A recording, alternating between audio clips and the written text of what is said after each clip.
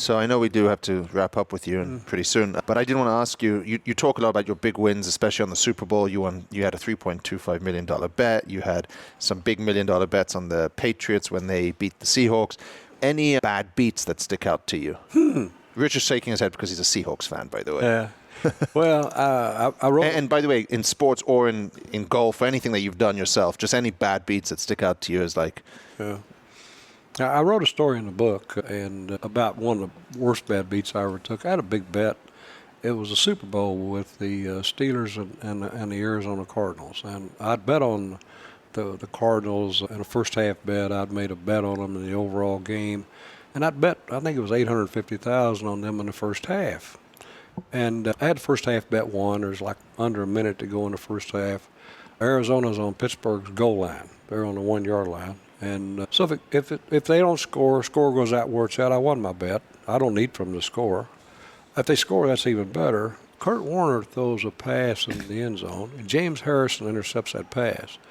Now, James Harrison's a big, burly linebacker. Mm-hmm. He ran that ball back for 100 yards. It looked like a water buffalo going down the field. And you got Larry Fitzgerald chasing him. He's chasing him down the sideline. One of the Arizona players got in Larry's way, impeded him. And somehow or another, this guy, he runs it back 100 yards, falls in the end zone. And when he fell in the end zone, he took my pretty money with me. My pretty money with him. So instead of winning $850, I lost $935,000. So you do the math. So that's a $1.8 million swing on James Harrison running 100 yards. That was a tough one. And then actually, I lost one of the toughest games, frankly, I've ever lost. I actually lost it this last weekend. It's not in the book because I'd already written a book. But I bet on Minnesota. They're playing Illinois. And Minnesota's got a 5-point lead. There's like a minute to go in the game. And Illinois got the ball on their own 10-yard line. This is just last week. Yeah. Quarterback goes back to pass. It's 3rd and 10, and he gets sacked. They knock him out of the game. So it's 4th and 10, a minute to go. They bring in a sub off the bench. The sub, he completes 3 passes in a row, the last one being a 50-yarder in the end zone for them to win the game. He walks into the game. His first play is 4th and 10 on his own 10.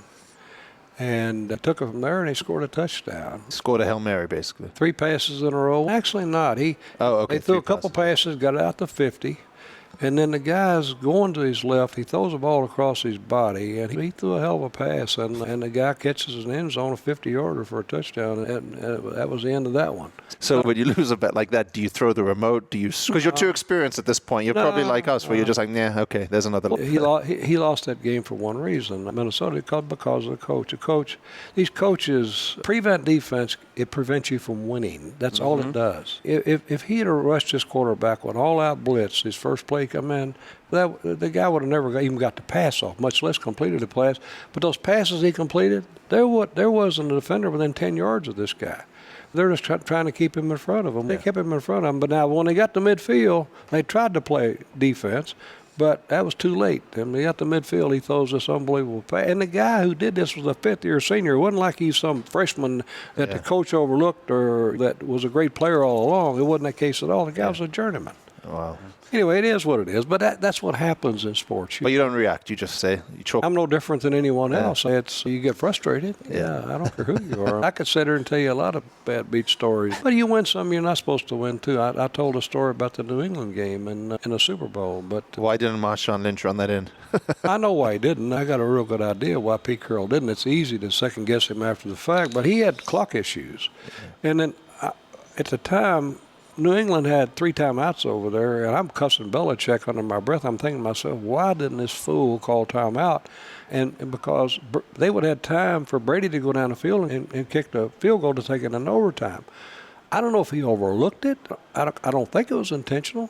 But I think Pete Carroll he was sure that Belichick was going to call a timeout to conserve some time where Brady would have a chance to kick the field goal. Well, he didn't. The clock, it just keeps running. All at once, Pete Carroll sees this. He's got clock problems.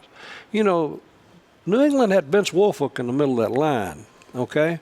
Yeah. Now, Marshawn Lynch, it wasn't any sense he's going to run that ball in. I got news for you because they had brought their heavy crew in. But Pete Carroll, and on top of that, he thinks he's going to surprise them with this With the pass. throw, yeah. Nobody expected him to do it. For what it's worth, I did read Mike Lombardi's book, and he says that was tactical, that they let the clock run to put pressure on them. That's why they never took the time. But anyway. After the fact, it's good to say that, and that's probably what I would say too. Yeah. But anyway, it worked, whatever it was. But a lot of people, it's real easy to remember that one Marshawn Lynch, but Seattle should have never been there.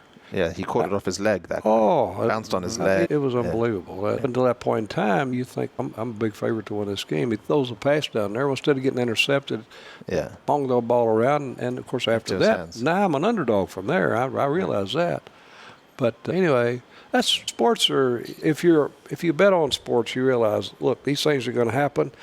And you can go through periods of time. You can go through an entire season. And instead of that stuff, instead of you winning your share, you may lose. You may win 20% of those games, lose the other 80. You can go in the other season, and you'll win 80% of those, and you'll have a much better year than you should have. Yep.